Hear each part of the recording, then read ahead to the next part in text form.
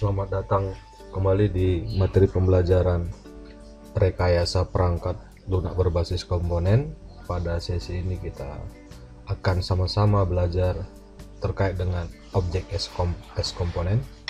Jadi untuk sesi ini kita akan membahas bagaimana objek itu sebagai bagian terkecil atau unit terkecil dari sebuah sistem atau kita sebut sebagai komponen. Komponen-komponen yang disebut sebagai komponen pada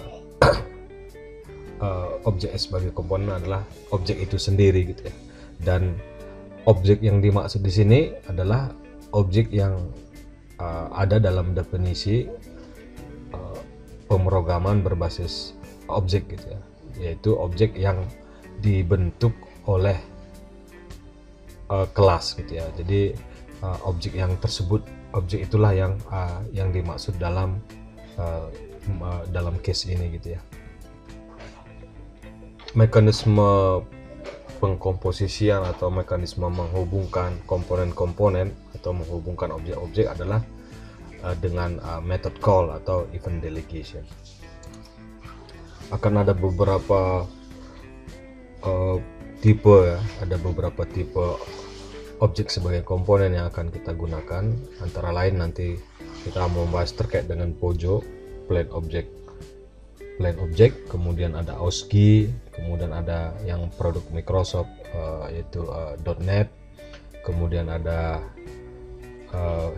CCM dan ada Corba ya. Itu yang akan kita bahas pada sesi ini. Komponen bisa ditinjau dari tiga sisi ya, yaitu dari sisi sintaksnya, kemudian dari semantiknya, kemudian dari sisi compositionnya gitu ya. Nah, untuk objek ya, untuk objek sebagai komponen maka kita bisa melihat objeknya sebagai komponen seperti pada gambar ini gitu ya. Gambar ini di sini jelas bahwa objek itu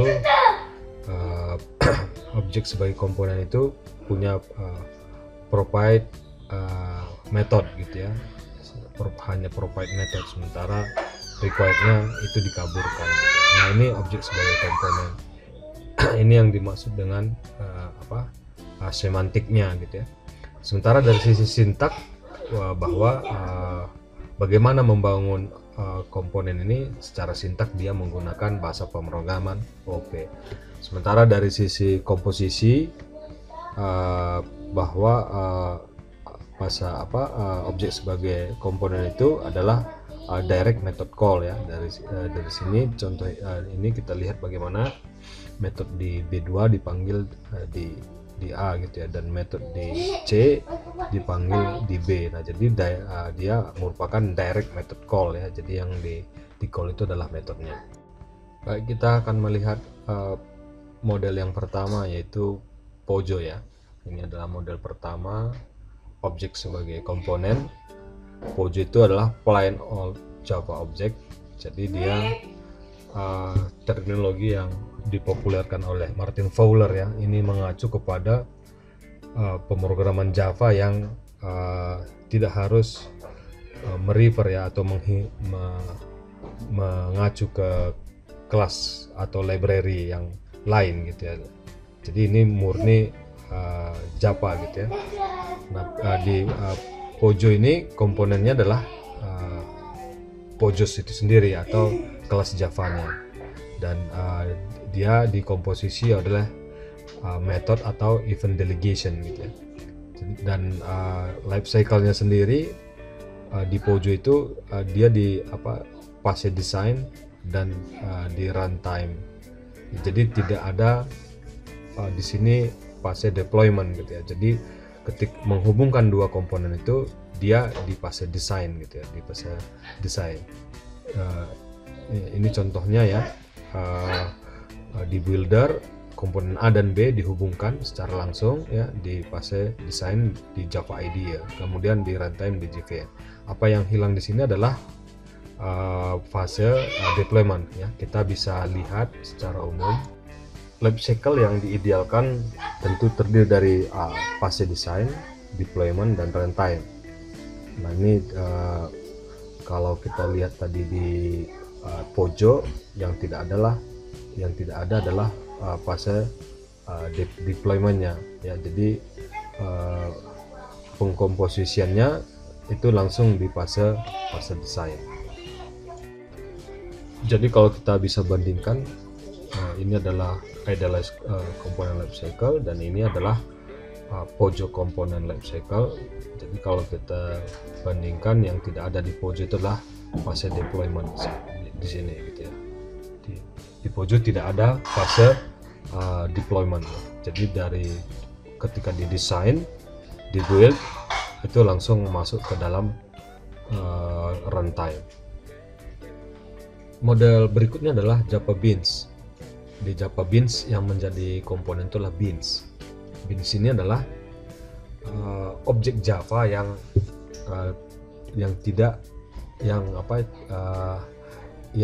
mengimplementasi interface service label gitu ya.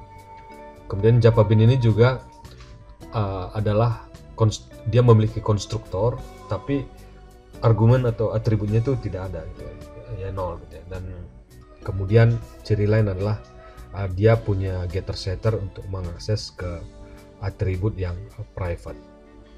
Kalau kita bisa lihat contoh, ini adalah sistem ATM ya, sistem ATM. Di sini ada dua kelas ya, kelas ATM yang mengimplementasi serializable, kemudian komponen bank. Di ATM dia mempunyai konstruktor ya yang zero argumen ya, dia tidak ada argumen, hanya konstruktor saja.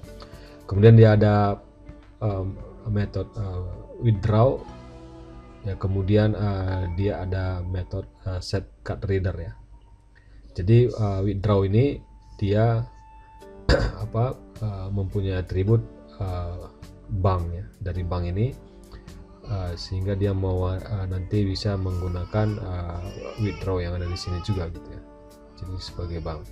Nah ini contoh bagaimana Java Beans diterapkan gitu ya. Pada Java Beans, beansnya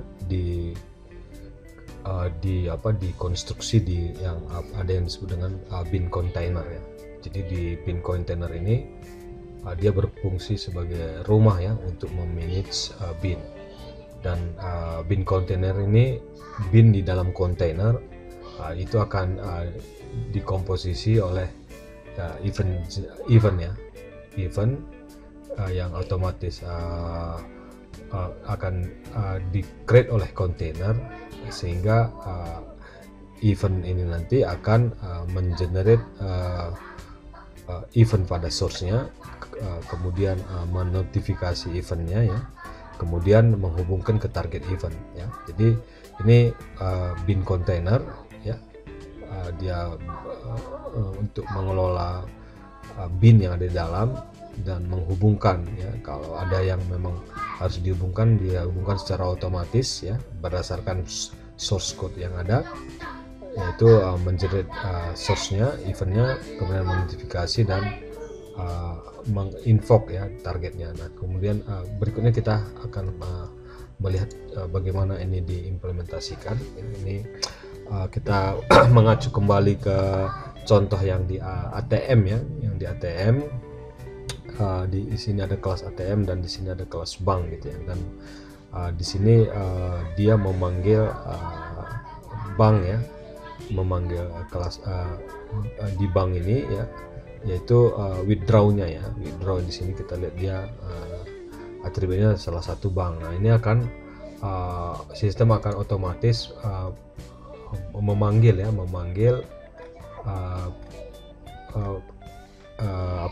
melalui event adapter ya, memanggil, dia create dulu linknya, kemudian event adapter ini akan dia notifikasi ke event adapter dan dia memanggil ya, tentunya yang terkait dengan withdraw. Nah ini bagaimana Java Beans yang dikelola oleh Bean Container. Nah, berikutnya kita akan melihat bagaimana life cycle-nya ya. Life cycle-nya di sini dia sudah punya ketiga fase ya, ada design fase, deployment phase, dan runtime phase. Kalau kita bandingkan dengan idealized life cycle, tentu ini sudah lengkap ya, ada ketiganya sudah ada gitu ya. Nah, kemudian buildernya itu kita bisa menggunakan NetBeans ya. Kemudian repository-nya kita bisa kan pakai Palette ya. Palette ini yang biasa juga ada di di NetBeans ya. Kita bisa gunakan Palette gitu ya. Nah, kemudian di sini komponen belum dihubungkan ya, dan dihubungkan di deployment ya. Waktu di deployment dia A dan B ini dihubungkan, dan kemudian dia masuk ke dalam runtime. Nah, ini komponen life cycle pada Java Beans. Enterprise Java Beans adalah framework yang menyiapkan pendekatan high level untuk membangun sistem yang terdistribusi. Enterprise Java Beans menyiapkan server ya, untuk komponen nanti bisa diakses melalui jaringan oleh aplikasi klien. Jadi Enterprise Java Beans ini menyediakan fasilitas seperti itu ya, untuk membangun sistem yang terdistribusi, dan nantinya komponennya itu bisa diakses secara remote melalui jaringan oleh aplikasi klien, karena dengan adanya komponen server untuk komponen. Jadi untuk Enterprise Java Beans yang disebut komponen itu adalah EJB-nya itu sendiri gitu ya, dan komposisinya sama dengan objek sebagai model, yaitu event delegation dan method delegation. Ada 3 jenis EJB. Yang pertama Entity Beans, dia berupa model bisnis data. Kemudian Session Beans, dia merupakan model bisnis proses. Kemudian yang ketiga adalah Message Driven Beans, yaitu model message atau related business process. Ya, jadi ini contohnya ya, di sini di contoh ini sistem ATM ada satu entity bean ya, entity bean yang terhubung dengan database ya. Kemudian ada 2 session bean A dan session bean B, dan ketiga adalah message beans. Ya, entity beans ini yang merupakan model business data, ini menyiapkan object oriented view database gitu ya. Jadi model business data atau entity beans ini terhubung dengan database seperti ini ya. Entity beans dia terhubung ke database karena dia merupakan model business data. Yang kedua model business process, Session Beans ya, merupakan model business process dengan melakukan task gitu ya. Nah, di sini dia terhubung dengan klien B ya. Ketiga adalah Message Bean ya. Ini merupakan model message atau related business process yang sebagai listener ya. Jadi dia mendengarkan pesan dari metode klien F1 gitu ya. Nah, ini contohnya Enterprise Java Beans atau EJB. Nah, ini contoh bagaimana sistem ATM ya mengakses remote komponen ya, yang dalam hal ini adalah remote bank, dan remote banknya sendiri terhubung dengan EJB gitu. Dan ini bagaimana nih Enterprise Java Beans ya, dibangun dengan contoh ATM client seperti itu. Komponen life cycle untuk EJB dia terdapat design phase dan runtimes. Tidak ada deployment phase seperti lifecycle idealize. Jadi design phase ada builder dan repository, kemudian ada runtime phase. Model berikutnya adalah OSGI, Open Service Gateway Initiative. Ini merupakan framework untuk modularity ya.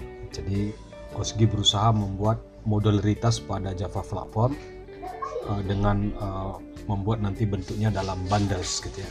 Jadi nanti komponennya adalah bundles gitu, dan secara langsung dia tidak ada komposisi ya.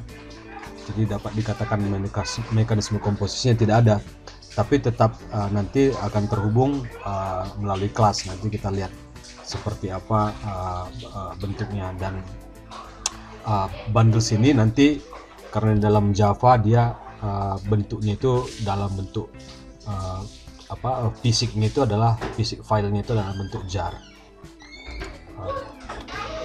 Bundles itu sendiri dalam bentuk jar ya, ada manifestnya, ada resource dan ada kelas ya. Di manifest dan resource ini ada terkait dengan versi, name, package dan yang lain-lain.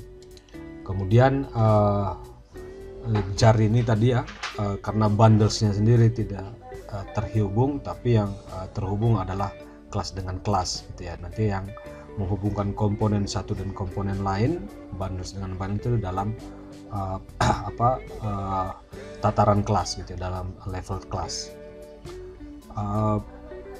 Komunikasi antar bundle ya, komunikasi antar kelas tadi itu adalah sama dengan objek sebagai komponen adalah interaksi antara metode ya. Jadi metode di A dan B itu saling berinteraksi. Misalnya di sini adalah metode J memanggil metode X ya. Tentu metode ini berada di kelasnya gitu, seperti itu. Dan semua service ya bisa didaftarkan di registrasi service. Untuk komponen life cycle-nya dia tidak memiliki deployment, tetapi di design dan di runtime ya. Jadi relasi hubungan antara komponen A dan B, bundle A dan bundle B itu di tahap design, tetapi ada dia punya builder, dia punya repository. Nah ini komponen life cycle-nya OSGI. Model berikutnya adalah .NET. .NET ini adalah produk dari Microsoft, dan framework .NET ini mendukung OP, dan dia akan mengelola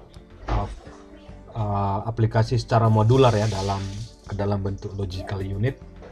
Dan logical unit ini nanti disebut sebagai binary ya, atau assembly. Assembly ini merupakan gabungan dari file-file fisik ya. File fisik itu bisa berupa exe atau DLL, dan assembly ini nanti akan memberi layanan. Nah ini contohnya ya, assembly itu adalah bisa dalam bentuk exe dan DLL, dan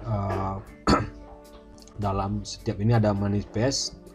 Di DLL dan exe ada manifestasinya, informasi atau ciri identitas ya, details dari komponen tersebut. Kemudian ada metadata, dan kemudian ada intermediate language code ya. Dan ini adalah contoh intermediate language code. Ada nama kelas, ada metode-metodenya, ada parameter yang ada gitu ya. Nah ini contohnya. Dan kalau kita lihat contoh bagaimana menghubungkan ya, ini dia tetap menggunakan method call ya. Jadi ini dia memanggil bank, metode di bank, dan di bank, kelas bank, dan metodenya deposit. Nah ini contoh bagaimana hubungan antara kelas ATM dan kelas bank di dalam .NET. Nah, dari sisi komponen life cycle, di .NET juga tidak ada deployment, hanya design dan runtime. Dia ada builder, ada repository, kemudian ada runtime di sini ya. Untuk programming frameworknya ya bisa pakai Android Studio ya, dan runtime-nya bisa di sistem operasi Windows seperti itu.